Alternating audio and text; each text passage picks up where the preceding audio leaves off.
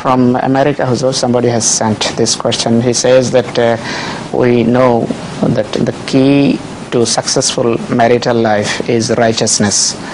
But in many cases, what is seen is that one of the husbands and wife has got good spiritual values, or he cares about his spiritual values, or she, but another partner doesn't care.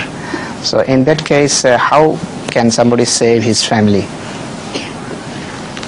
Sometimes it ends up in separation, when it's not possible any longer to live with the husband who is violating the Sharia, or to live with the wife who is violating Sharia.